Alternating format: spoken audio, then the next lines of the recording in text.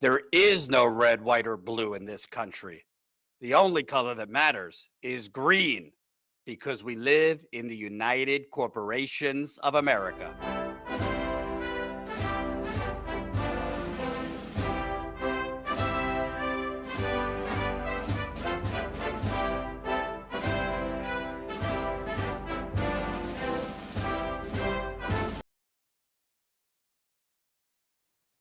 What's up, everybody? Welcome to Status Coup. My name is Ron Placone. Good to see everybody. It's been a minute since I've hosted here, so good to see everybody. Happy Valentine's Day. We got a really fun show for you. For those of you who are new, I know there's a lot of new people here at Status Coup, which is freaking awesome. So I will take a moment to introduce myself. My name is Ron. You can follow me online at Ron Placone on all socials.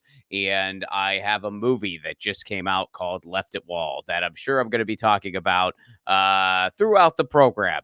But please do check out my movie. You can get it on Apple TV. Oh, that's really annoying. It's blowing the curtain. Let me fix that. You can get it on Apple TV. You can get it on Amazon. You can get it here on YouTube. You can rent it right here on YouTube. So you don't even need to switch platforms. But we got a lot of news for you today, a lot of crazy happenings. But since it is Valentine's Day, happy Valentine's Day. Let me know what your plans are. What do you got going on? Let me know in the chat. I want to hear what you're up to. But here's what the White House had to say about Valentine's Day. This is their Valentine's Day wish. Colin, let's pull up that image. Roses are red, violets are blue. This is a real tweet from the White House, y'all. This is not fake. This is their actual tweet. They did this. Roses are red, violets are blue. Come here illegally. We'll deport you. It's so funny, you guys. When I think love and romance, I think brutalizing desperate people. I think brutalizing desperate people at the border. I think blaming immigrants for problems that the ruling class is causing. That's what I think of when I think love and romance. You know, sometimes I'm hanging out with my wife, we're cuddling, and I just think, man, I wish I could just be blaming an immigrant for things that they have nothing to do with. What if a different country did this? Like what if someone else did this? What if Canada did this, directed at us? They said, "Hey, U.S. roses are red." We'd be the first to flip out. We'd be the first to flip out and virtue signal and get on some moral high horse. If any other country did this, what if people? I tweeted about this, and some people said, "Oh, you just don't have a sense of humor. You just don't." Because isn't tearing families apart funny? Is it? You know, the other day I had my good friend and colleague Brian Odega on my podcast, 1000 with Ron Placone, and he was recalling his first memory. His first memory is of his dad getting deported by ICE. And oh boy, was it a gas. We were laughing so hard. I mean, I was laughing so hard I had to tell him to stop at one point. I'm like, "Oh, stop. That's just so hilarious. That's just so hilarious. Your dad, they just deported him. Oh, hysterical. Good job, White House. Way to go. Nothing says love. I mean, and I get it that Valentine's Day is just kind of a capitalist guilt trip. It's like, hey, spend money. But boy, it's supposed to be about love at the very least. And this is what they come up with. Trump didn't say something about Melania. They didn't say anything about partners or love or camaraderie or anything. They make a snide at immigrants. So sad. Just so freaking sad. And you know what? It's not funny. It's not freaking funny. You don't need to choose between having a sense of humor or having a fucking soul. You could have both. So yeah, kicking it off the bat. That's what the White House had in store. So as we kick in today, imagine a world. By the way, for anyone just tuning in, welcome to Status Coup. My name is Ron Placone. I'm your host for today, and I want you to imagine a world where disease is running rampant, multiple diseases. A fascist government recently decided to silence all health agencies, and said health agencies leave a lot to be desired still, but now they're silenced completely. Old diseases we thought we had eradicated are coming back, and a eugenicist warmonger was just put in charge of public health. That sounds like a really cool dystopian movie that I would like to watch, but it's not a dystopian movie. It's the United States of America. Let's go to RFK, who recently got confirmed. RFK was recently confirmed. And here's a little bit of a throwback to what that process was like. Colin, let's just go right in order. Our first video is let's go ahead and play the public citizen video from Bernie. Agree with me that the with United Bernie, rather. States should join every other major country on earth and guarantee health care to all people as a human right. Yes? No? Senator, I can't give you a yes or no answer to that question. Health care a human right? Is health care a human right? In the way that free speech is a human right, Yeah. I would say it's different. So no is the answer to that question. He does not think healthcare is a human right. And for the longest time, people would say, look, he's not for Medicare for all. He's not for any of those things. And there would be pushback. People would disagree with that. Be like, no, he's for it. He's not. He's not. He does not believe healthcare is a human right.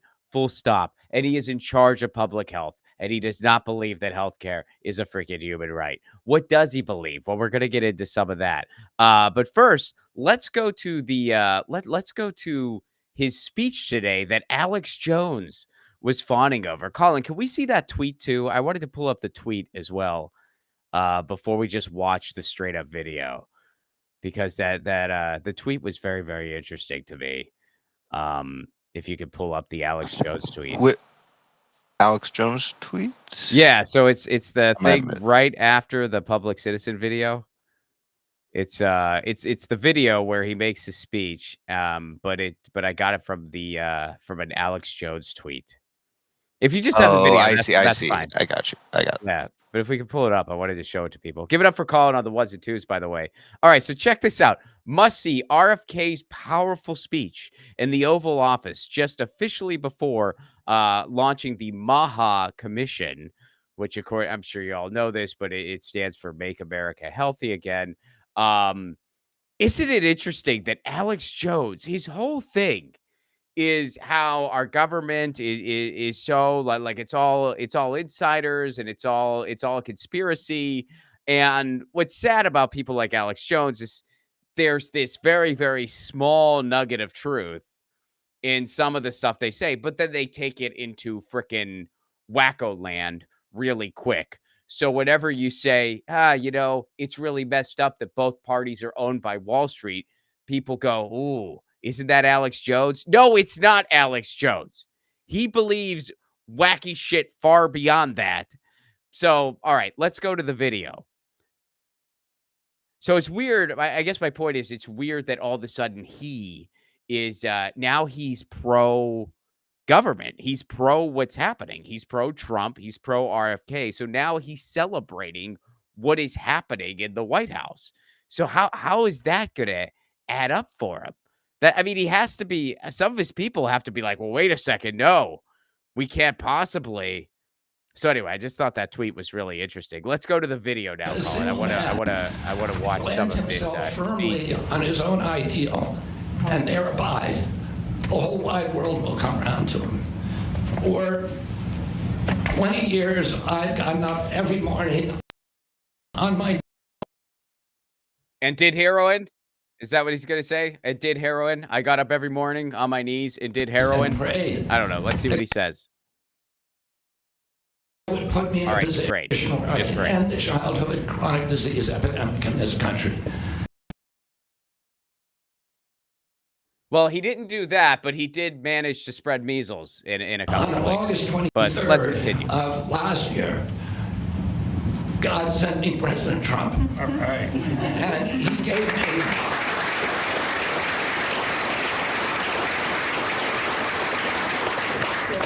He's now given. All right. So first of all, I don't think God had anything to do with it.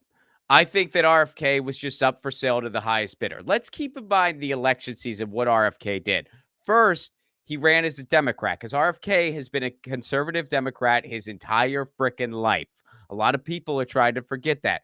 RFK was a right-wing Democrat, never missed an opportunity to endorse a Clinton, wasn't getting the attention that he wanted, so he got into a bunch of pseudoscience, anti-vax stuff. That's this guy's story. And then he did a bunch of weird stuff because he's never had a consequence in his freaking life. He's rich. He's part of one of the biggest political dynasties in the freaking world, so he can just kind of do whatever he wants. He started as a Democrat. Then that wasn't working out for him. So he tried to go over to the Libertarians. The Libertarians said, no, thanks, dude. We're kind of seeing through you. So then he went independent. None of those things worked. So he just went MAGA. He just said, well, if you can't beat him, join him. He was just up for sale. That's all it is. I'm pretty sure God had nothing to do with it. I don't know if there is a God. I'm technically an agnostic or an atheist, however you want to frame it, depending on how you define your terms. But one thing I do know, if there is a God, I'm pretty sure they don't care about American elections. And I'm also pretty sure they're not really going to guide RFK into his gig here. But let's continue. That he's made to me. He's kept his word in every account and gone way beyond it. I'm so grateful to you, Mr. President. A lot of people talk. Did he keep his word? Are grocery prices cheaper? How are grocery prices doing? How are how about those gas prices? Which, by the way, presidents always campaign on that, even though, by the way, the president has little to anything to do with gas prices. What promises did this guy keep? He's continuing the war machine, although we're going to get into that later. And I couldn't trust President Trump. I better get it in writing. And we did a handshake, and everything that he told me he was going to do, he has done. Right. And I'm so grateful to him, and I've told you before, I genuinely believe that you are a pivotal historical figure, and you are going to transform this country at a time when we see all of the indicia of democracy now in tatters in our country. We see the rise of the military-industrial complex, the rise of totalitarianism, these attacks on our Constitution, and this breathtaking epidemic that is disabling our people. President Trump has promised to restore the American dream in this country. A healthy person has 1,000 dreams. A sick person only has one. 60% of our. In fairness, that's actually kind of a neat quote. A healthy person has 1,000 dreams. A sick person only has one. That is a cool quote. I don't know if RFK came up with it himself or if he's quoting someone else, but kudos for that quote. I do appreciate that. Donald Trump. So Donald Trump wants to turn Gaza into a resort. Donald Trump has silenced all of the health agencies. Donald Trump has cut off countless amounts of aid. Now, look, I don't agree with everything USAID was doing. Obviously, there's a ton of stuff I disagree with, but there was a ton of stuff that was very, very important that's completely gone now. We're in a situation where up to $1 million of food might just completely rot.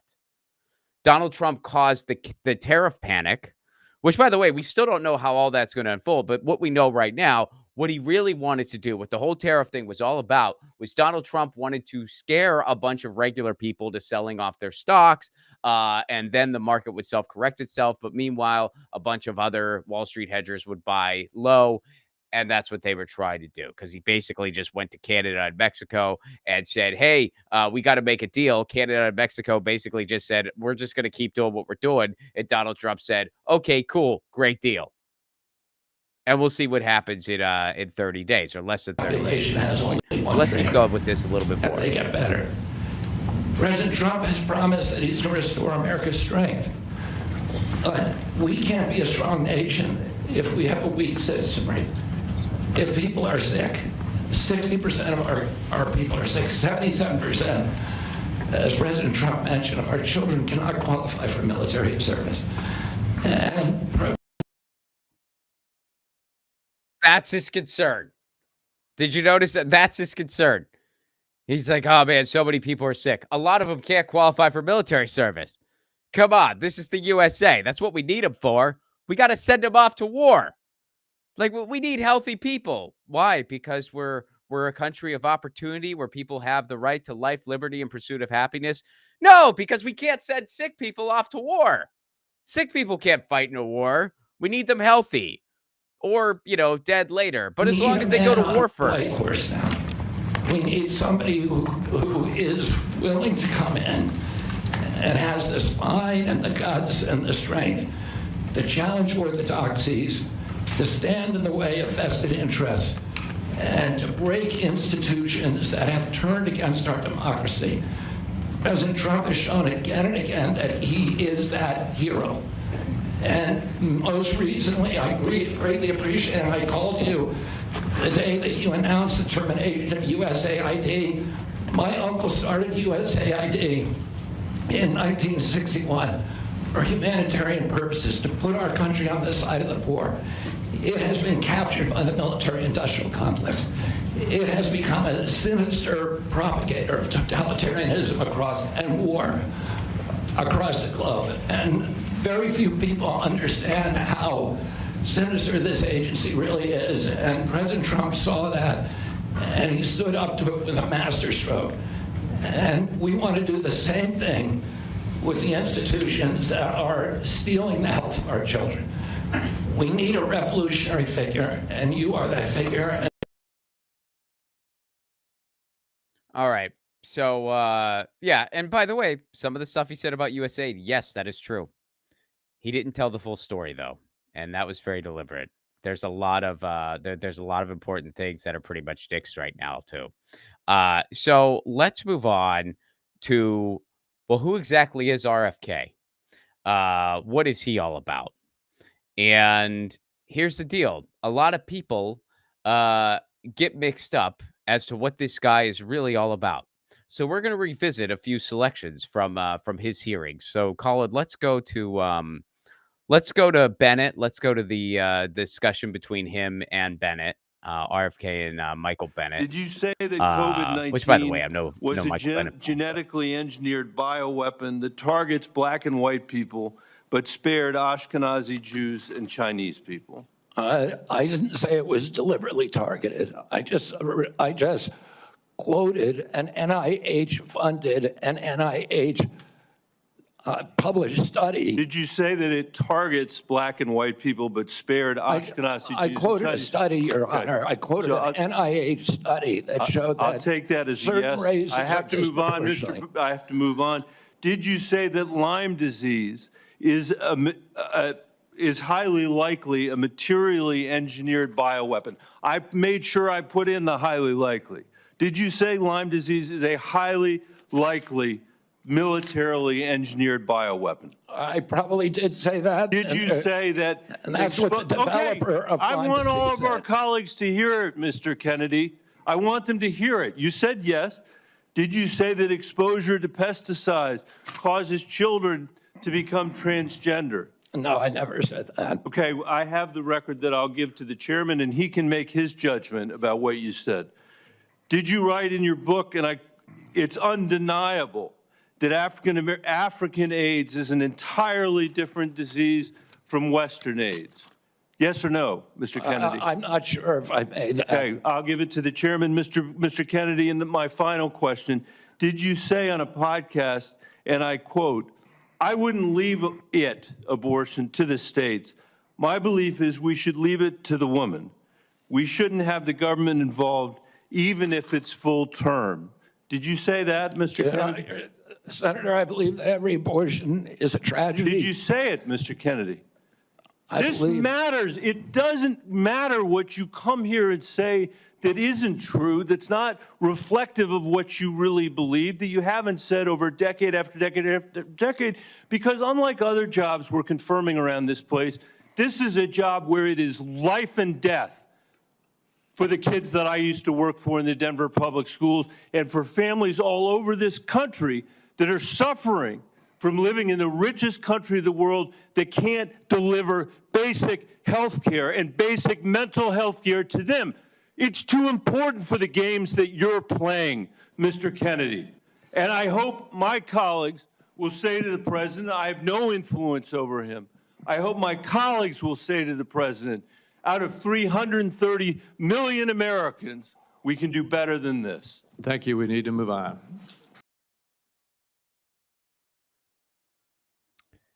Yeah. Amen. Amen. So let's go to the next video, Colin, because the next video is the COVID question that Michael Bennett referenced. Here's what RFK actually said. And we need to Here's talk what he about said. bioweapons. So you be the Well, judge. I know a lot now about bioweapons because I've been doing a book on it for the past 2.5 years, and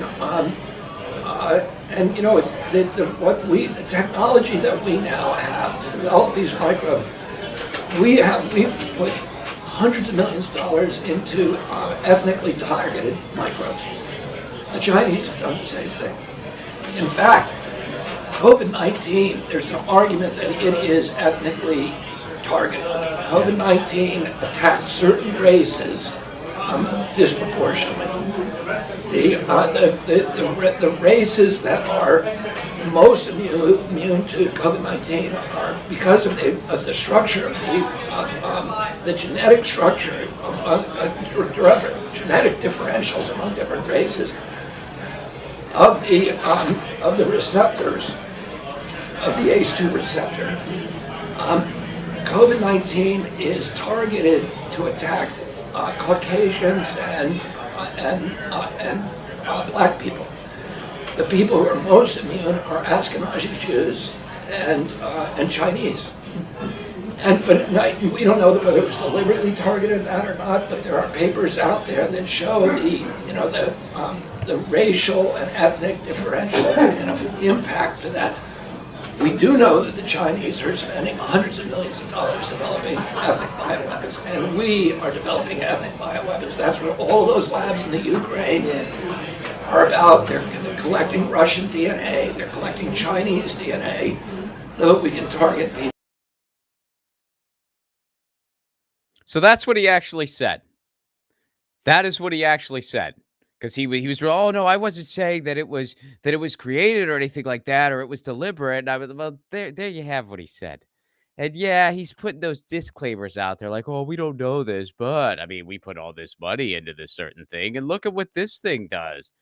And by the way, all that stuff that he's saying is just pseudoscience nonsense, and an anti-Semitic dog whistle. That is what that is.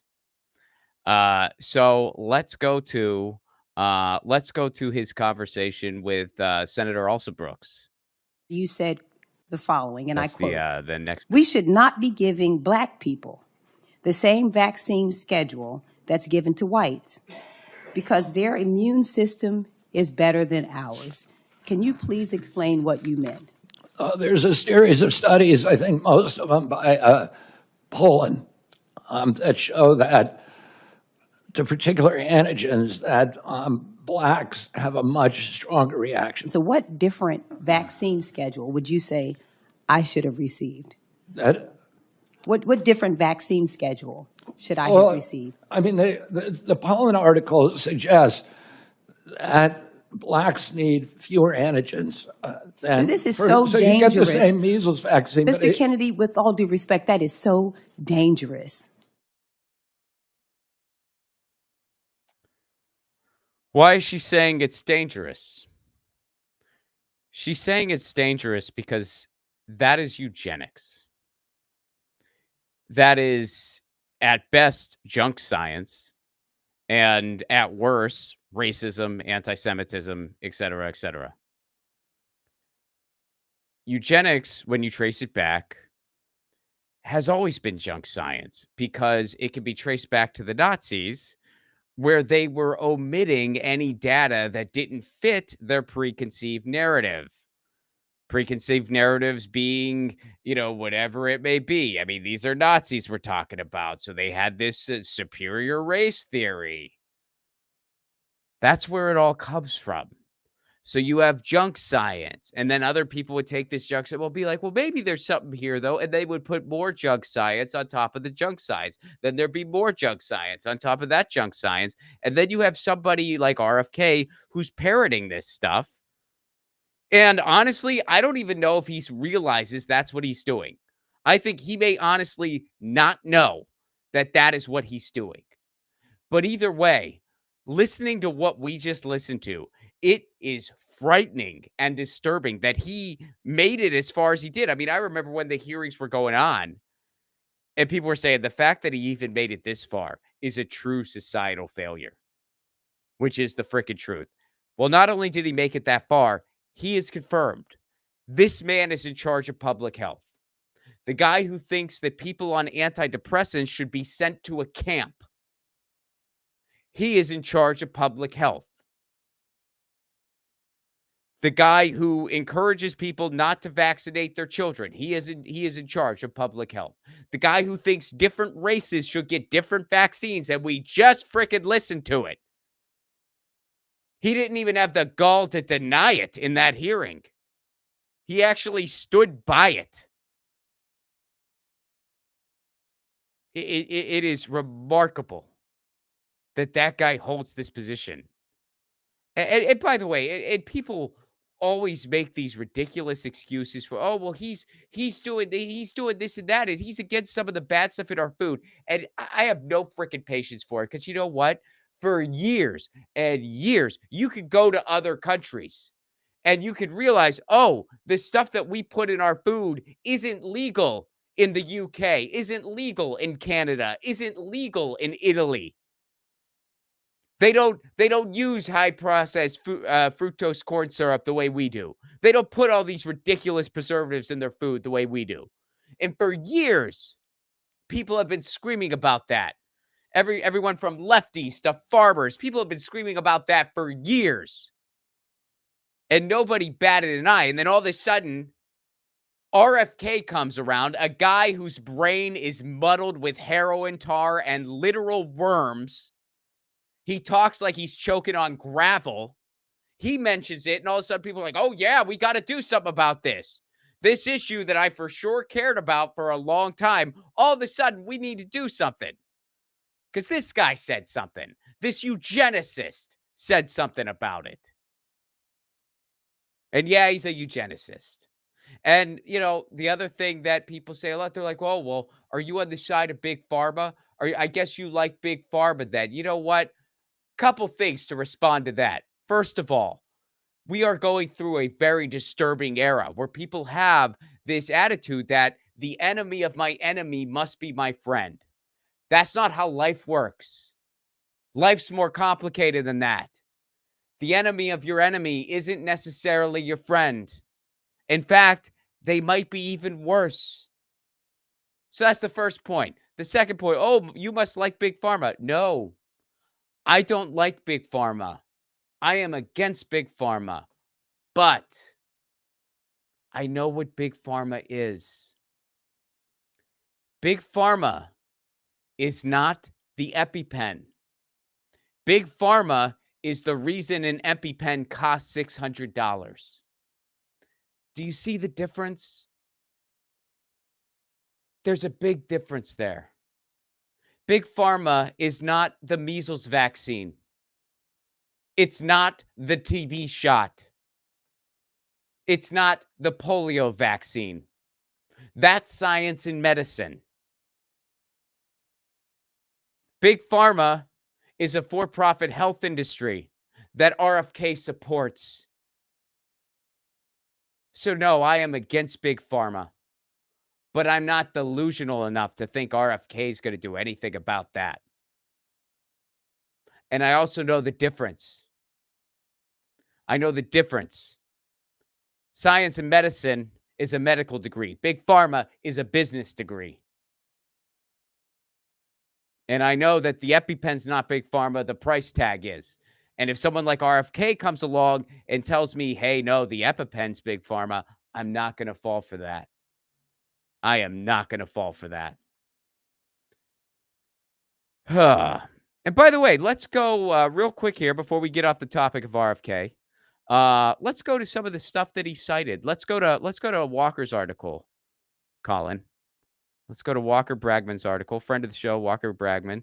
So check this out. About that vaccine study RFK cited at his confirmation hearing. Let's go ahead and scroll down. Can I scroll, Colin? Am I doing this?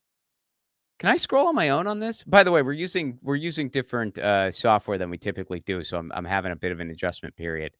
Am I doing that? No, I gotta scroll. All right, because I was trying to do it, and I'm like, is that me doing that? Or That would be nice. Yeah. Also, I'm on mushrooms. No, just kidding. But yeah. Anyway, all right. So confirmation. All right. So scroll down a little bit more. While Kennedy, we're going to start with this paragraph. While Kennedy didn't deny some of his more controversial past statements, he did try to reintroduce to himself after the years as one of the nation's leading anti-science voices. He markets himself not as anti-vaccine, but pro-safety. At the same time, during his Thursday hearing before the Senate Committee on Health, Labor, blah, blah, blah, he defended his long discredited claim that vaccines are linked to autism when confronted about his past statements. And then he said, I just want to follow the science. All right, so here's the meat here. The paper he cited is dubious at best, and his influence network's fingerprints are all over. Keep in mind, he is funded by Wall Street with some anti-vax Wall Street groups. So we're going to dive into the web here. Earlier this week, Important Context, that's Walker's outlet, reported on the rebrand of Frontline COVID-19 Critical Care Alliance, a Kennedy-affiliated anti-vaccine dark money group known for its dogmatic promotion of the anti-parasitic drug ivermectin as treatment for COVID. In that report, we noted that the founders, doctors whose board certifications were revoked for spreading COVID misinformation, were on the editorial board of the medical journal, the medical journal called Science, Public Health Policy, and the Law. The study that Kennedy cited in Thursday's hearing came from this journal. It was first published over a week ago. It was authored by Anthony R. Mawson, who is the principal officer of a 501c3 charity called the Chalfont Research Institute, founded in 2014. The address listed on the group's 2021 IRS form appears to be a residential home in Jackson, Mississippi. So it's some dude's house. And all these entities who have dark money from Wall Street to push the stuff that they're trying to sell, they're not peer reviewed. They're just checking each other, and they cite each other. You see how this isn't science. You see how this isn't medicine. Science in medicine is peer reviewed. It goes through scrutiny. It goes through testing. It goes through hypotheses. It is tested over and over again and scrutinized over and over again before any type of consensus is reached. That's not what this is. This is crony science, and it's nonsense. Sorry, I got off on a rip. We can go back to the article now. All right. So Mawson is no stranger to Kennedy, who cited his work as in a 2017 article for his anti-vaccine dark money group, the Children's Health Defense. Kennedy referred to Mawson as a renowned epidemiologist, noting he had more than 50 published studies. Mawson's work on vaccines and autism, however, has come under scrutiny. An abstract he worked on was pulled after receiving criticism in 2016. The paper was published elsewhere and subsequently retracted a year later. The study Kennedy amplified during his confirmation hearing has been criticized for its flawed methodology. In other words, they probably didn't test things properly, and funding from the National Vaccine Information Center, an anti-vax group that organized the in-person auction. Can you scroll down a little bit? Kennedy's urging to pack the Senate hearing room in support of his nomination. The SPHLPL journal itself is a project of an LLC called IPAC EDU. Launched in 2020, IPAC purports to be an advanced learning platform offering courses on topics like vaccines. The syllabus for the vaccine course includes a section on autism and autism recovery for vaccine-induced autism. The faculty page for IPAC appears incomplete, with a generic placeholder for an employee listed as employee names who holds position. Scroll down. Let's see that image. It's just right there. Okay, so this is their website. Look, they don't even take out the placeholders. They just publish. See, that's a placeholder. So when you're designing a website, you'll use a basic template in some cases. And in their case, they just use a template. So it'll just say employee name, and then it'll just have like a random description, and then it'll just have a placeholder photo. This photo looks like it's AI. They publish that online, this education center. So you see how this is all junk. This is all just junk science. And compromise science, compromise funding, compromise methodology, because it's just junk. And RFK parrots this junk. He's made a career out of it. And this is the guy in charge of public health now. What do you think is going to happen a year from now? Next year, RFK is going to cite a Yelp review from YouTube researcher 69 to make the claim that drinking bird pee cures bird flu. That's what he'll be doing next. So that is that's a big bombshell this week, y'all.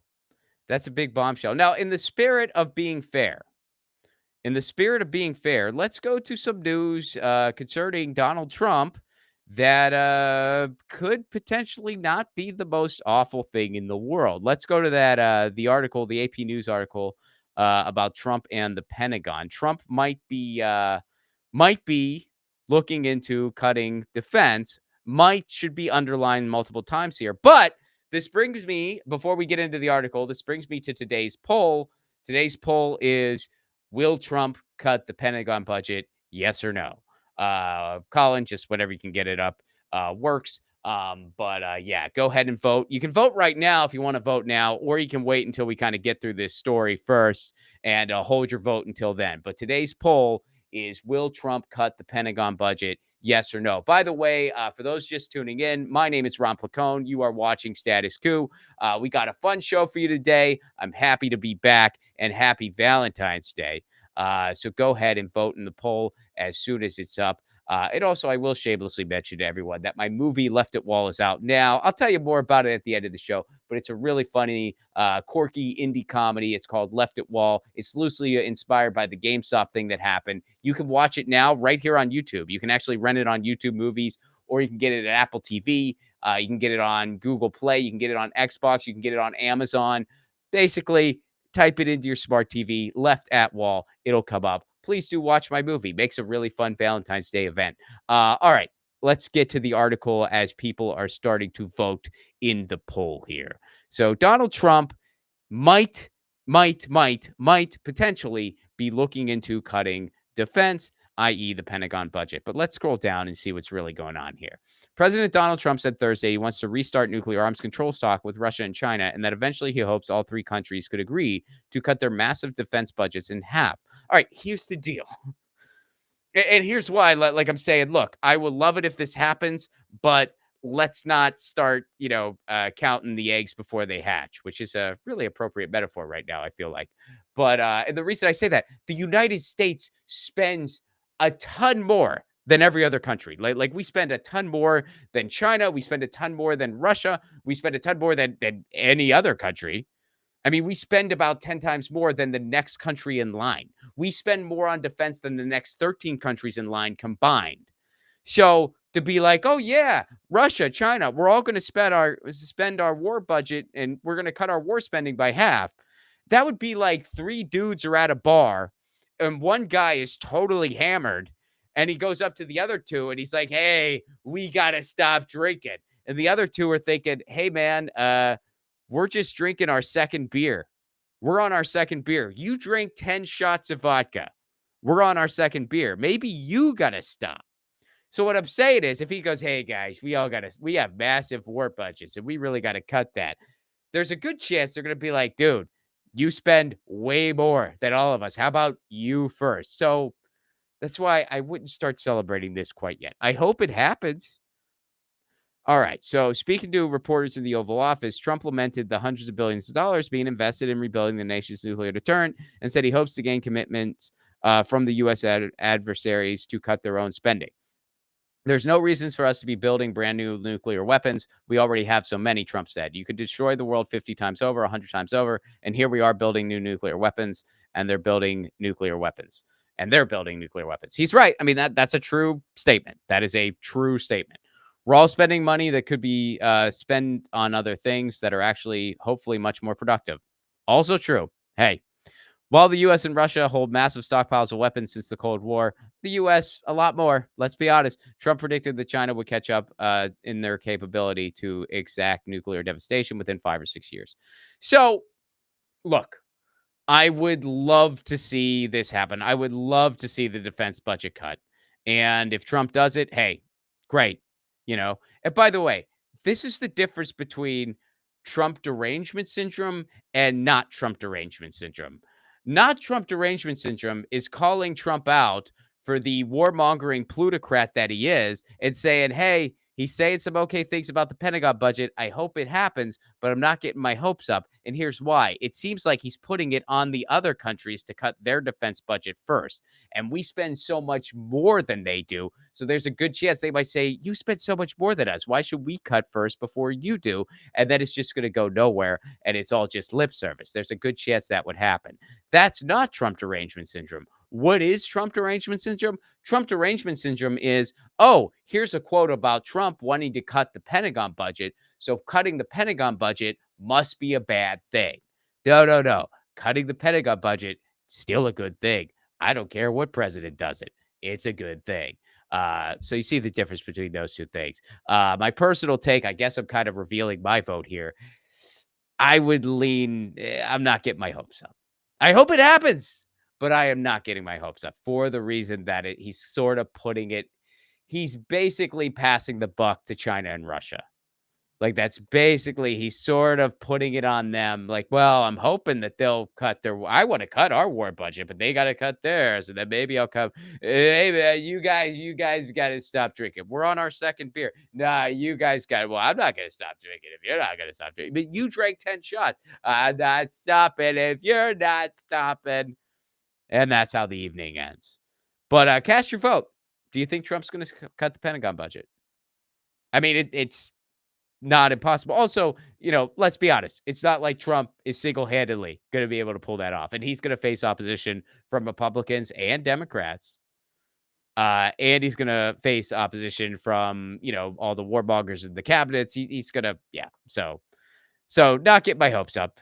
But hey, I'll give credit where it's due. I hope something happens there. I'm glad something's at least being said, but I'm certainly not getting my hopes up. But cast your vote. Are you more hopeful? Let me know. Leave a super chat, by the way. I will get to all the super chats at the end of the stream once we get through all the stories. And I want to talk to you. Tell me about your Valentine's Day. What do you got planned? You got something cool going on? I'll get to all the super chats. For anyone just tuning in, my name is Ron Placone. You are watching Status Coup, and it is good to be back. I have missed y'all. For those of you who are longtime members of the Status Coup fam, you probably, you know me, I'd imagine. Good to see you again. For those of you who are newer to Status Coup world, my name's Ron Placone, and welcome. Status Coup is a wonderful outlet that is committed to on-the-ground journalism, and you can become a member for $5 a month or $10 a month and know that your membership is going to support on-the-ground journalism. We just did a trip. Where was the last trip? Tina was up in Northern California covering an explosion that happened in Northern California, a lithium plant explosion. And then Jordan where was Jordan at? Jordan was somewhere too, Pennsylvania.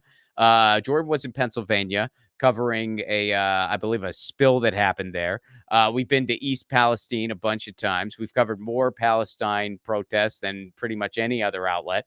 I think over 100 at this point. We were the only outlet at the UAW strike every single day until it ended. Even I was on the ground for some of that. I was the final journalistic reinforcement. When Jordan was worn out, Tina was worn out. Johnny F was there from day one. They were like, send in Ron and with the clown shoes.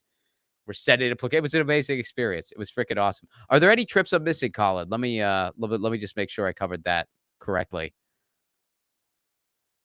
I think, of the recent trips, I don't think so. Yeah, those are the recent ones, right? I just want to make sure I didn't miss anything obvious. That's all. But all right, cool. Thank you, Colin. Give it up for Colin on the ones and twos, by the way, for anyone just tuning in.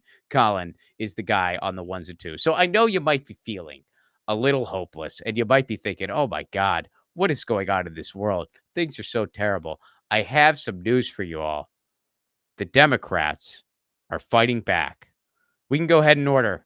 Let's start with the one and only James Carville. This is what he had to say about the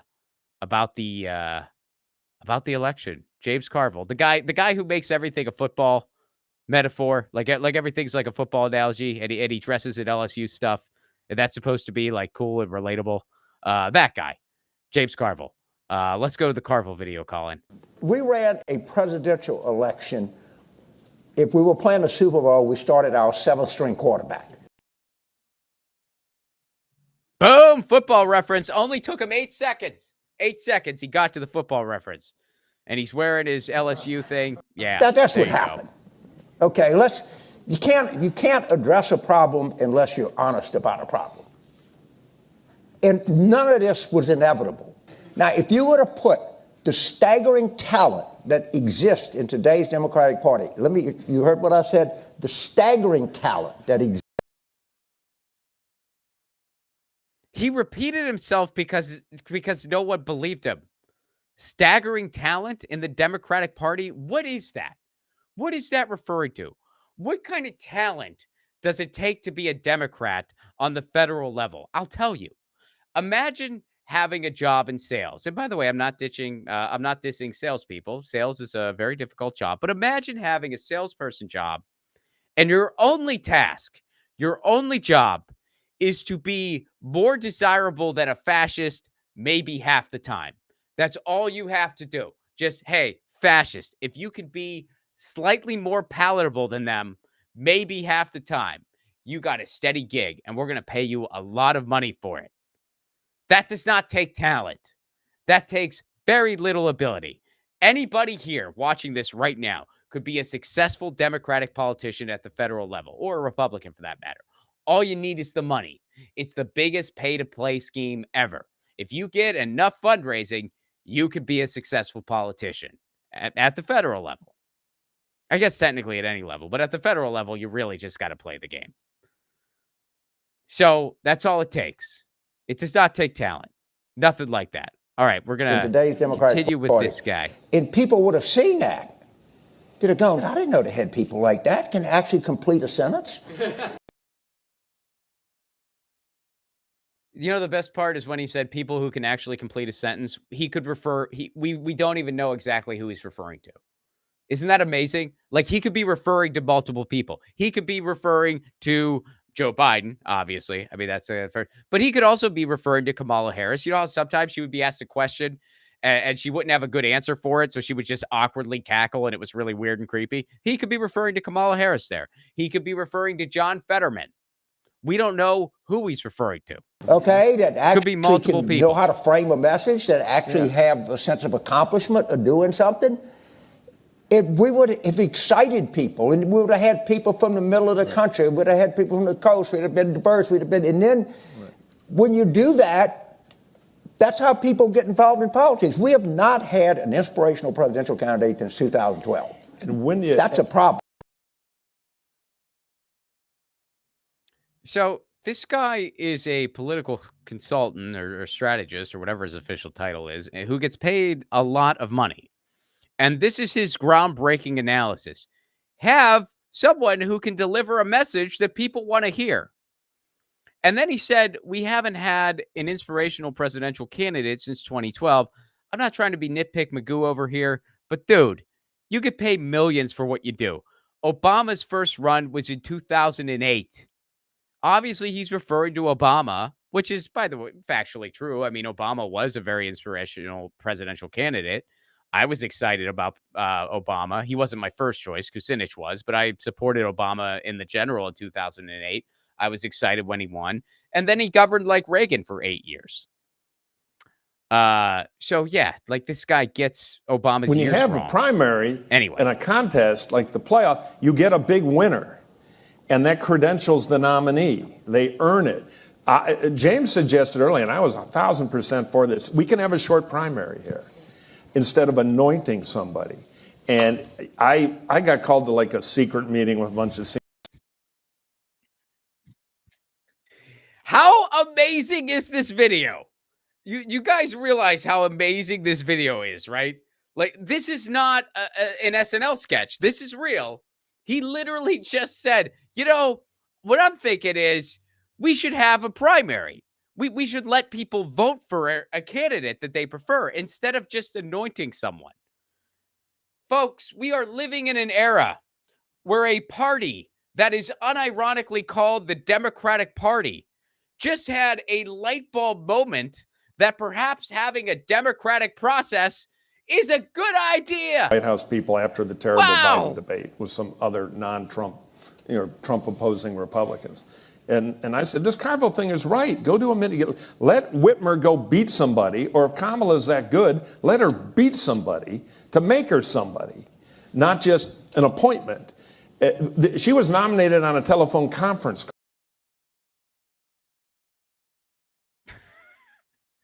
Best democracy. Nominated on a conference call. Wow. That's a bit. The Democratic Party realizing that democracy might be a good idea. Incredible. Incredible. Only in the U.S. This is what happens when you only have two parties and they're both owned by Wall Street. That's what happens. That's what happens. You have a party that serves a theocratic fascist agenda and giving Wall Street everything they want. And then you have a party that is just fake opposition that basically serves all those interests too. You get the Washington Generals of politics, literally on national TV, on a prestigious news show, political consultants, people in the political arena who make millions doing this. Unironically, you know what we need? We need somebody who's going to have ideas people like. And we should also maybe let people vote. I don't know. Maybe if we had a process where like people gathered and they selected the candidate they liked the best, maybe we'd have a better shot at winning. Maybe we really, really would. But some people are convinced that they're going to win anyway. Let's go to Chuck Schumer, Colin. Let's go to Chuck Schumer's amazing moment. I'm going to stand with you in this fight, and we will win. We will win. We will win. We will win. We will win. We won't rest. We won't rest. We won't rest. We won't rest. Thank you, everybody.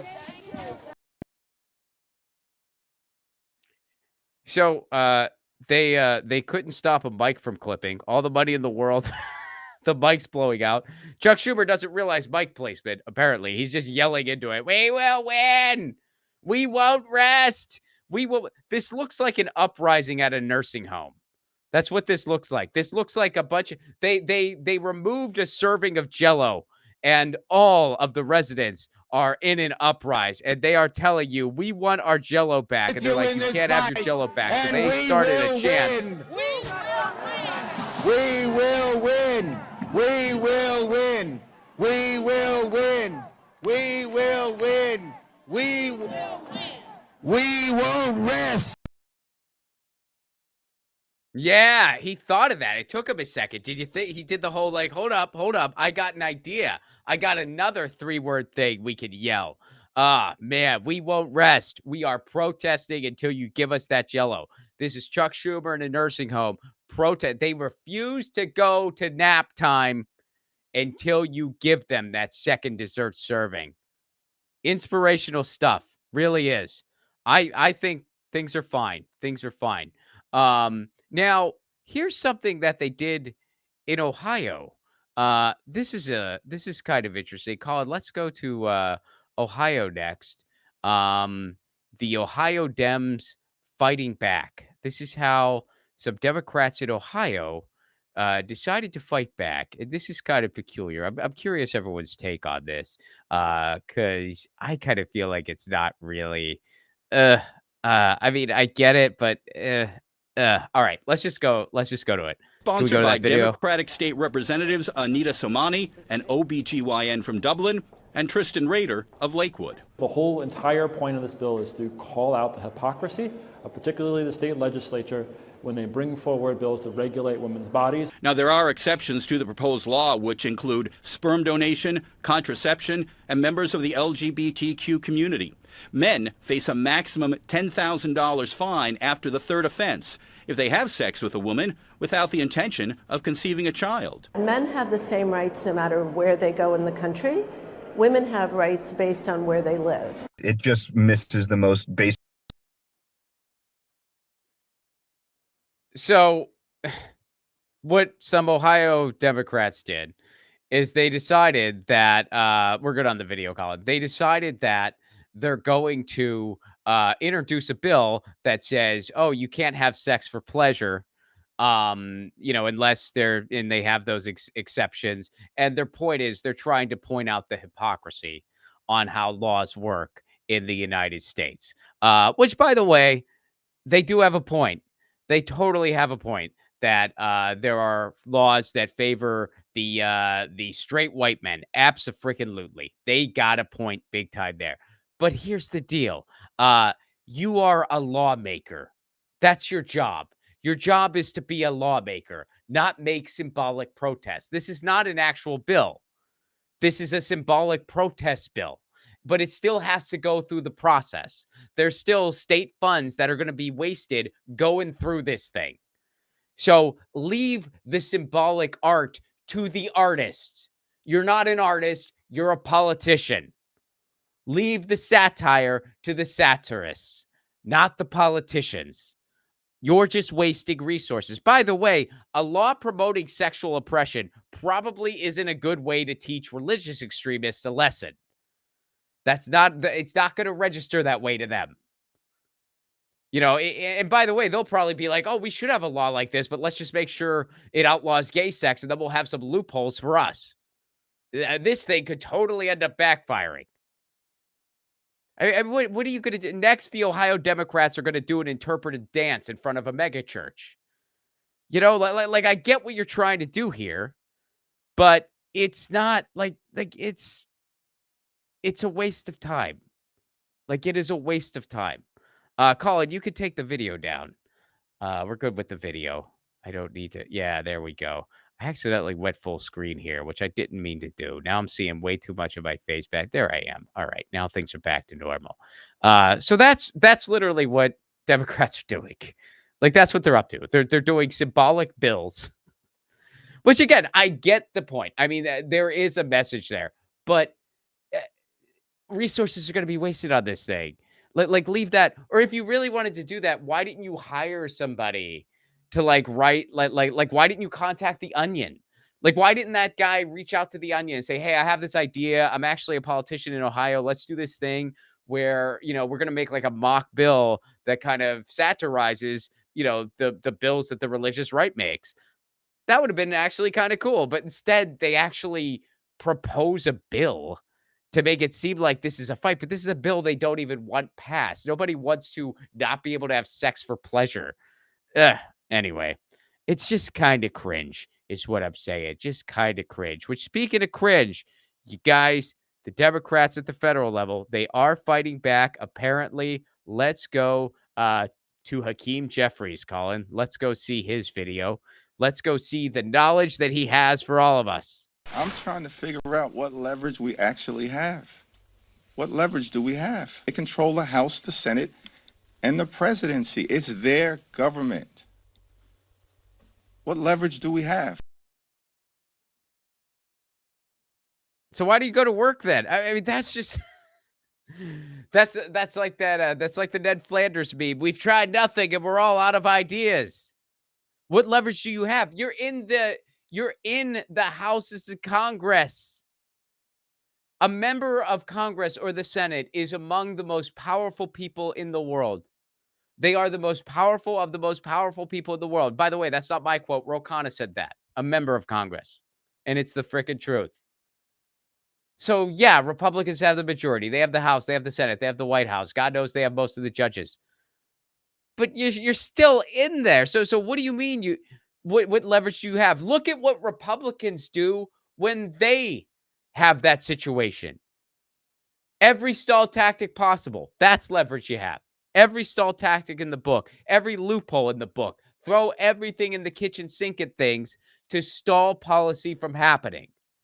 That's what they do whenever Democrats have any type of majority. That's what Republicans do, and Democrats just take it. And all those nice things they promise you, they don't do any of it for a number of reasons. One, because they're weak, and two, because they're not really serious about getting it done anyway most of the time. And then they do bipartisan efforts to pass terrible stuff that makes your life worse. So what can we do? What leverage do we have? He knows the answer to that question. There were tons of things they could have done to stop some of Trump's Supreme Court picks. The last one happened months before the election. Nancy Pelosi could have threatened a government shutdown. She could have used every stall tactic. She tried nothing.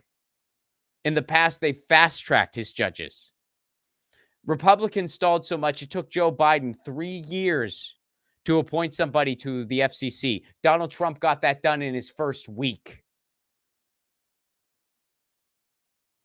So again, I mean, and this is always how it goes. Whenever Democrats have a majority and they make you these promises they don't intend to keep, oh, Republicans just stop them. Or you know, if Republicans can't, maybe the Senate parliamentarian can. When Republicans get power, they start bulldozing everything. They just govern like there's no tomorrow, like they'll never see power again. And Democrats just literally right into a microphone, give you nothing to hope for. Just, well, I don't know what we could possibly do. It's their government. The Washington, I don't know how we can possibly score a basket because it's not scripted for us to do that. The Harlan Globetrotters score the baskets. We're the Washington Generals. We're not supposed to. Hakeem Jeffries, he's available for motivational speeches, by the way. Wow. So here's a fun one. So let's go to the Dems fighting. Here is the way that the Dems fight in real time. Check this out. This happened a little bit ago, but you probably remember this happened when it hit the news. Let's go to that tweet from Pat Cody, Colin. This is remarkable. One random dude just blocked members of Congress from entering the Department of Education. It was just a guy. By the way, the guy's wearing a brown shirt and he has a Band-Aid on his neck. And there's some speculation out there. You know, the brown shirt is a symbol for Nazism, basically, or Nazi adjacent things. And some people speculate that the Band-Aid was covering up some type of questionable tattoo, maybe a swastika. I don't think that's been proven one way or another. But yeah, this shady guy was basically just blocking members of Congress, saying he was with Doge, and they just took it. They literally just stood there. They just took it. This one guy is just blocking the door. Here, Pat Cody, Pat the Socialist, friend of the show. I really can't get over this one random dude without any credentials is stopping all of Congress from entering a building. Democrats are so embarrassing. This is the fight they have. They have Hakeem Jeffries going, man, we can't do anything. They have a dude in front of a door and they go, I guess we can't go to work today. They have lawmakers in Ohio doing political stunts instead of actually trying to fight bad policy or pass good policy. This is what Democrats are up to while we're literally seeing just a straight up coup. And by the way, here's the thing. A status coup is broken. Status coup. That was a slip. A status quo is broken. It's been broken for many years. It's been broken since Reagan, and it needs to be replaced. But it's very possible that it could be replaced with something worse, and that's what's happening now. Donald Trump's replacing it with something worse. And once you have all out, straight up authoritarian fascism, you're that much further away from a status quo shift you want to see. Because it's going to be that much longer. So that's what's happening. And that's how they're fighting back. Let's go to the tweet about the Democrats gave their daily routine to everybody. This is a tweet that they really unironically published. What Democrats did today. They are one of two major political parties in the country. They orchestrate endless war around the world, and they found it necessary to tell you what, between all of their 100 members, what they accomplished today. They could come up with a list of 5 things, which if you divvy that up according to member, that means each person did a fraction of a fraction of a fraction of a fraction of a fraction of a fraction of a fraction of a thing that day. They did a minuscule fraction of a task, dividing 5 tasks between hundreds of people. Every single Senate Democrat voted against confirming Tulsi Gabbard as Director of National Intelligence. She won anyway. So the first thing they're highlighting is a loss. Senator Raphael Warnock introduced the Capping Prescription Cost Act to cap all out-of-pocket costs on prescription drugs, something that will never pass with a Republican majority, probably wouldn't even pass with a Democratic one. So 2 losses. Out of their 5 things, 2 of them are losses. Arkansas Senate Democrats successfully voted down a bill to allow municipalities to remove fluoride from their water systems. Okay, that's a thing. A coalition of 191 House and Senate Democrats sent a letter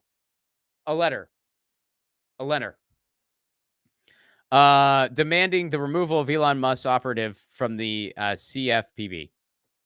Democrat Ken Jenkins won a special election for Westchester County executive, soundly defeating his Trump-backed opponent. So, again, one of two major political parties, members throughout the Senate, throughout the Congress, there is a hostile takeover of a crumbling infrastructure, but the hostile takeover is something even worse. It's warmongers, it's fascists, it's a theocratic agenda, it's Project 2025. This is the same thing the Bush administration tried to do 20 years ago. They just called it the New American Century. And Democrats come up with 5 things that they're doing to fight back. 2 of them are losses. One of them is in Arkansas, and basically they just didn't let something change. One of them is a county win. And the other one, what was that 5th one again, Colin? Here, pull up the tweet again. There was the 5th one. Oh, the 5th one was a letter. I'm sorry. Yeah, the 5th one was a frickin' letter. They sent a strongly worded letter.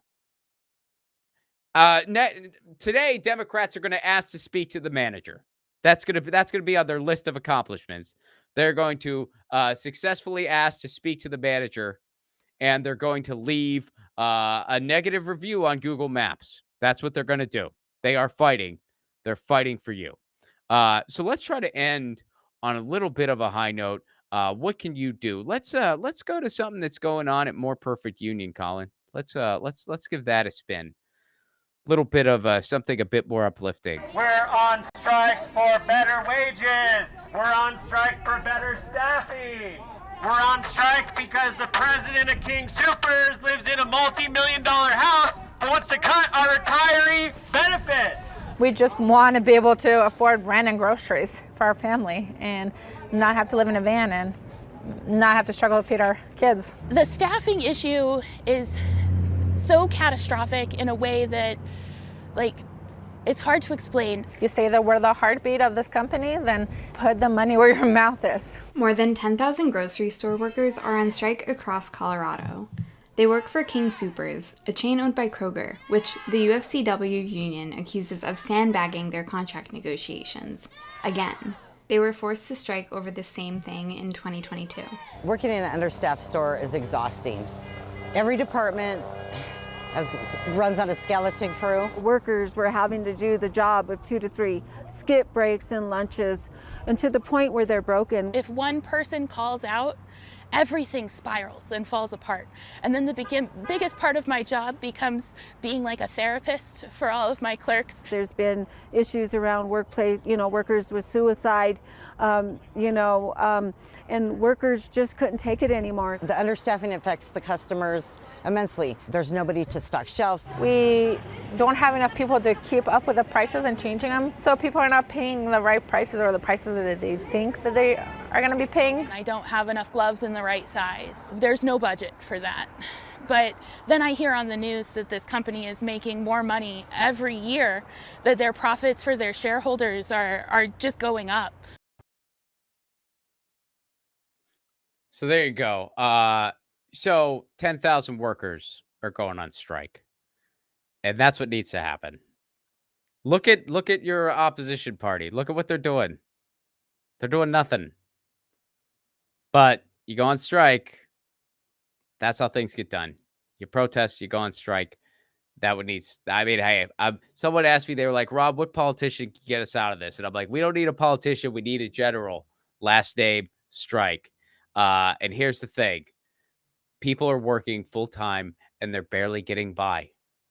And that's a big part of the reason we're in the mess we're in, because people are just trying to keep their head above water and they can't really focus on anything else. They don't really have the bandwidth of anything to focus on anything else. So while they're just trying to survive, the oligarchs are completely destroying this country and they're taking control of literally everything. And it's always been that way for a really long time, but it's coming to a freaking head. We are in the find out stage. That's where we're at. So let's go to that tweet let's go to my tweet, Colin, real quick here before the movie ones. So this is an actual article from Finance Buzz. Say goodbye to rent stress. Weird things to do if your full-time job isn't enough to pay rent. This sentence shouldn't be a thing. The fact that we've accepted this sentence as normal is a big part of the problem. No, but first of all, nobody shouldn't be able to afford their rent, but especially not someone working a full-time job. If you are working a full-time job, you should be able to afford your freaking rent. Bill Burr talked about that this morning on his podcast.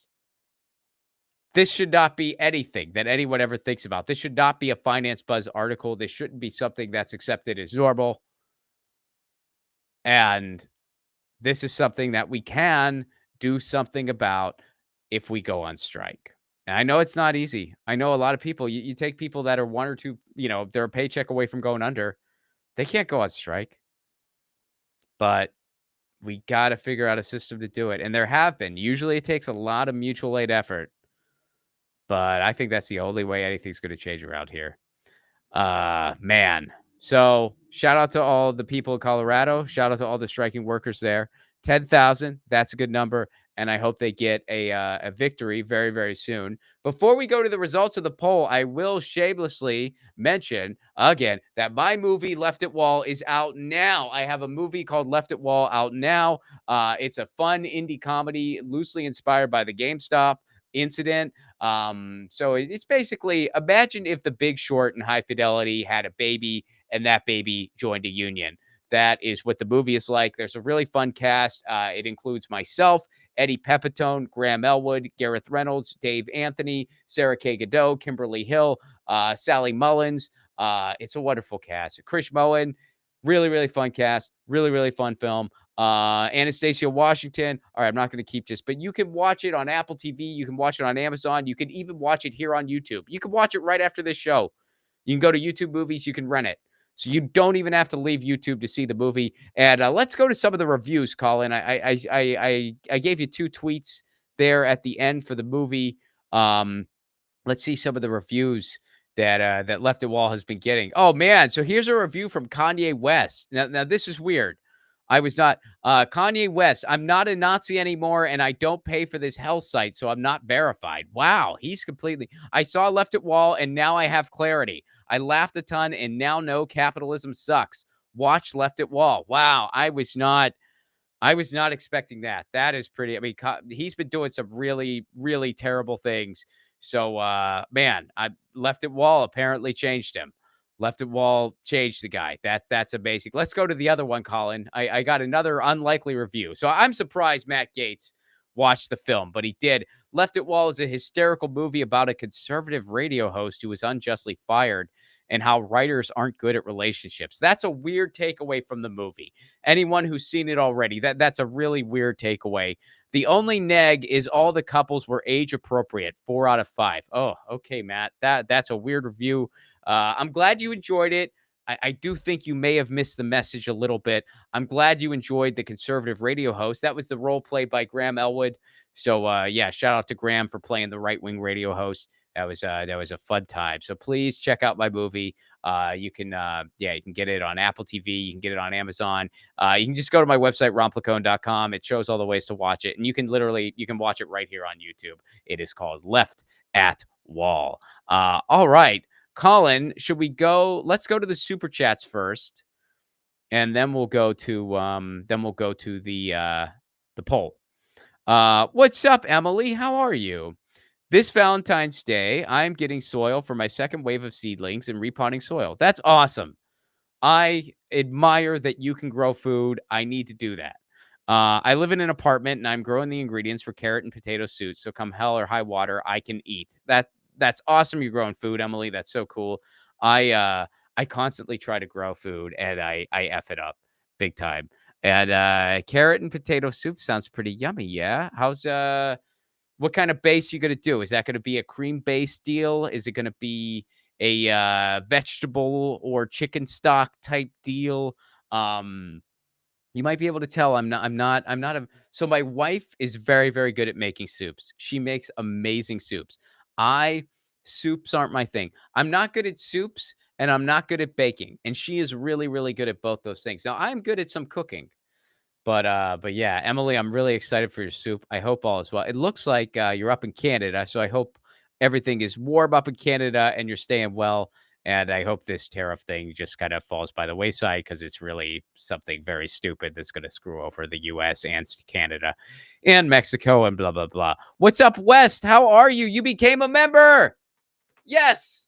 Welcome, West. So good to have you. Status cool. Status coup. Status cool. Status crew.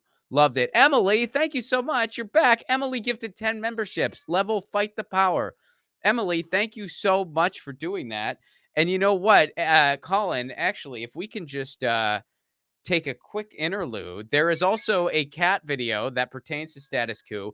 And Colin, I think the time for it is now because my cat is meowing for a little bit of attention. Some of you guys know Lucy already. For those of you who don't, this is Lucy. This is my girl. She is 18 years old. She's my baby girl. And sometimes she just shows up here and she just meows and she wants attention. So I pick her up. And you can check out her webcomic at lucyandron.com. That's lucyandron.com. We're actually working on a book, the first Lucy and Ron book. She's chilling. So let's go to the cat video now. And Emily, again, thank you so much for the gifts. Bet against United Healthcare. You just can't make this stuff up. What criminal to post on that cat's Twitter watching to really bet against United Healthcare? You just can't make this stuff up. Technically, there are two cats. Lucy's kind of looking over there. So now there are two cats watching Jordan. And one of the cats is watching a cat on a video. For anyone wondering, the cat's name is Bayless. Bayless. Is that your cat? Was that you? No, his viewer. Just a viewer. Okay. Well, Bayless, give Bayless a treat. If Bayless is human, is listening, give Bayless a treat from me. And tell Bayless that Lucy says meow. And yeah, I love cats. I'm a big cat guy. Colin's a cat guy too. I like dogs too. So if there's any dog people, I love you as well. I'm a big animal guy, you know. What's up, Sue? Oh, Teresa, how are you? Colin, you are the master behind the scenes. We appreciate you. Thank you so much for that, Teresa. And yes, shout out to Colin. Colin is the glue, man. Colin and Johnny F. It is a small team over here at Status Coup. I'm proud to have. I'm proud to be a part of it. In some capacity, but exciting things are happening and things are growing. And to all of our new members, welcome. And to all of our continuing members, so good to see you. So good to be on this journey with you. And thank you very much for that, Teresa. Humorous, what's up? So good to see you. It's been a minute. Time to pay for one more day of listening to the truth.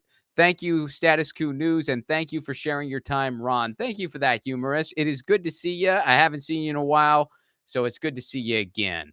And I hope you're doing well. I hope you're staying safe. Zainab, what's up? Aw, thank you so much, Zainab. Shout out to Zainab. She's on this show a good bit. And she's been spitting bars over on Twitter. Zainab is and on Blue. I think we're connected on Blue Sky too. I'm on both.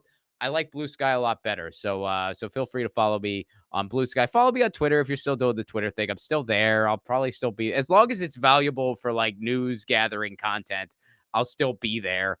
But Blue Sky's a lot more fun, actually. But Zainab's been spitting some bars. Make sure you follow her. And she says, I loved Left It Wall. It was hilarious. Thank you so much for that, Zainab. I appreciate that so much. Thank you for giving a shout out to my movie. It took us about 4 years to do that thing. So I'm so excited for it to be out. And I'm so excited for the world to see it. And I promise you're going to love it. And by the way, it makes a perfect date. It makes a perfect date. Ameri, how are you? Ameri, I hope I'm saying it right. I apologize.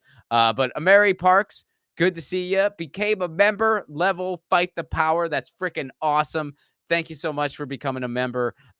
Your membership goes to support on the ground journalism, and it is essential for what we do here. Galactic Moth, share your wife's soup recipes. You know what? I will do that. The way to do that is if you are willing and able, please do join my Patreon. My Patreon is just patreon.com/Ron Placone, and it's a give what you can level. So you can join for as low as $1 a month, and everyone gets all the same stuff. So it's a very, very economic friendly Patreon because I want everyone to be able to join regardless of how much they can give. So all you need is $1 a month. If you can do more than that, great. But all you need is $1 a month. and you get my podcast episode before they're broadcast to the public. We do a Zoom hangout every month. You get insider information to upcoming films and projects. And yeah, it's a really cool community. And I publish recipes occasionally. I shared my fried rice recipe. I shared a pasta recipe, and I got a few more in the chamber. So yeah, I'll share some soup recipes too. So if you're interested, patreon.com/Ron Placone. That goes for everybody. Emily, what's up? You're back. The base is vegetable. Ooh, yummy. Oh, it sounds amazing. Yeah. Why man, I don't think I'm going to be touring Canada this year, but if I do, I hope I come to your town, play your town, and then man, save me some of that soup. That sounds awesome. The tariffs will hurt our economy, but some necessities will also be cheaper, like meat, et cetera, in my province. Well, I'm glad there will be that component of it. I'm pretty sure for the U.S. it's just I don't. There's really no benefit to it for the U.S. except for the ultra rich, because like I said, it was all about just getting. They wanted regular people to panic and sell off their stocks. And then a bunch of the Wall Street fat cats wanted to buy low. And then because they know they're going to have 4 years of Trump manipulating the markets, I mean, they get that all the time. Biden does the same thing for them. But this was sort of a really on the nose play. But I'm glad. I'm glad there's that, Emily. And man, your soup sounds amazing. Now I'm getting hungry. I am getting hungry. And by the way, we're experiencing a cold front here in Southern California. So I'm in a wintry mood. Chris, what's up, pal? Good to see you, man. It's been a minute. Member for 44 months, Chris Garrett. He's a regular here at Status Coup. He's been one of the mainstays for a very long time, dare I say. Always good to see you, Ron Placone. It is good to be seeing Chris. Good to see you, my friend. Much love, much respect. And Chris was actually at one of the first Left at Wall screenings, so he has seen the movie. So good to see you, Chris. Thank you so much for that super chat. And I hope you're doing well. Hope you're having a good winter. Do we got any more? Is that it? Do we get them all? That was all of them. All right, so let's go to, first of all, thank you again to everybody for the super chats. Thank you guys so much. Thank you for your membership. Know that your membership goes to support on-the-ground journalism. When you're a member of Status Coup, you are supporting Jordan going to Pennsylvania to cover a chemical spill. You're supporting Tina covering explosion in Northern California. You're supporting Johnny F. on the ground at tons of protests and strikes. You're supporting... You get the idea. That's what you're supporting. So statuscoup.com/join. And let's go to the results of the poll. My vote was no, by the way. What was your vote, Colin? My vote's no, but I'd be fine with being surprised. Oh, me too. Wrong. So the results were with 180 votes. We had 72% that said no, and 27% said yes. Well, I hope the 27%'s right. I really do. I'm in the 72 there. I don't think it's going to happen, but I really hope we're surprised here. I really do. Yeah. I mean, hey, you gotta every small win you can get, you gotta hold on to.